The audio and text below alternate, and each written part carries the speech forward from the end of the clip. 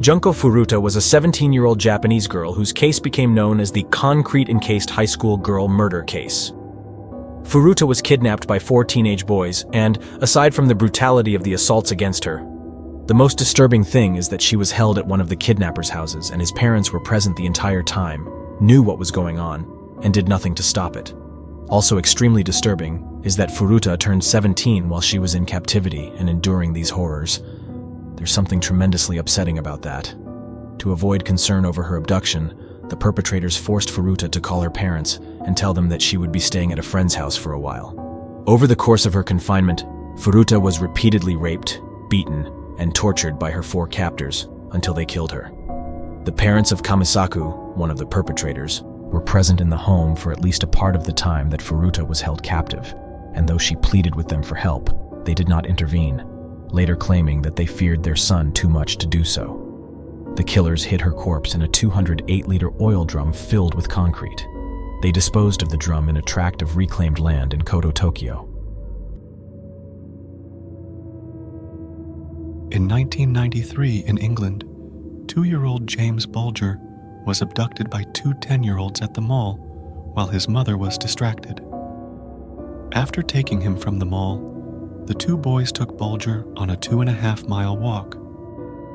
At one point, they picked Bulger up and dropped him on his head, which caused him to have a bump on his head and, according to bystanders, cry. The 2 then took him up an embankment and onto a set of railroad tracks where they began torturing him. At the trial, it was established that at this location, one of the boys threw blue Humbrol modeling paint, which they had shoplifted earlier, into Bulger's left eye. They kicked and stomped on him and threw bricks and stones at him. Batteries were placed in Bulger's mouth. Police believed some batteries may have been inserted into his anus, although none were found there. Finally, a 22-pound iron bar, described in court as a railway fish plate, was dropped on him. Bulger suffered 10 skull fractures as a result of the iron bar striking his head. Dr. Alan Williams, the case's pathologist, stated that Bulger suffered so many injuries, 42 in total, that none could be isolated as the fatal blow. Police suspected that there was a sexual element to the crime, since Bulger's shoes, socks, trousers, and underpants had been removed. The pathologist's report, read out in court, stated that Bulger's foreskin had been forcibly retracted. Before they left him, the boys laid Bulger across the railway tracks and weighted his head down with rubble in the hope that a train would hit him and make his death appear to be an accident.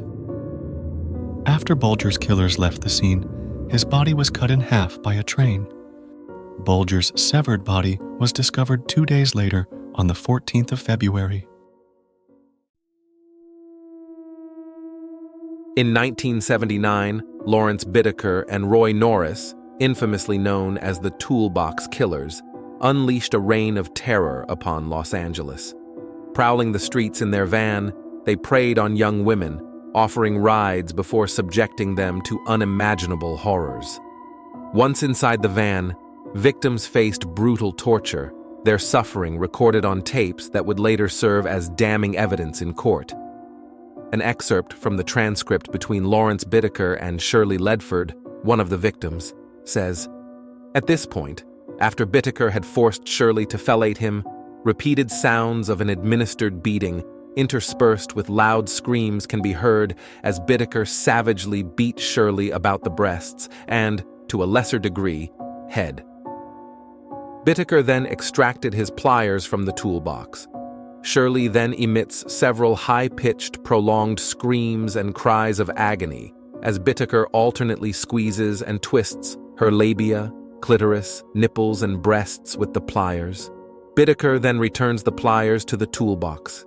Banging sounds can also be heard throughout, which are believed to have been made as Shirley came into contact with the walls and inner contents of the van as she writhed and flailed. Bittaker and Norris disposed of their victims' bodies in the remote hills surrounding Los Angeles, leaving families with agonizing uncertainty about their loved ones' fates.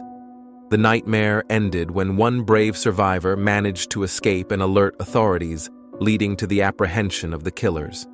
During their trial, the extent of Bittaker and Norris's depravity was laid bare. The murder tapes, recordings of their victims' anguished screams and pleas for mercy, provided chilling insight into the sadistic nature of their crimes. Despite attempts to evade justice, both men were convicted and sentenced to death. The case of the Toolbox Killers remains one of the most horrifying chapters in Los Angeles' history, serving as a stark reminder of the darkness that can lurk within the human soul. I hope you found these stories as chilling and unsettling as I did. It's a stark reminder that sometimes reality can be stranger and more frightening than fiction. If you enjoyed these tales of suspense, make sure to hit that like button and subscribe for more spine-chilling content. This is your host, Nicholas Black. Until next time.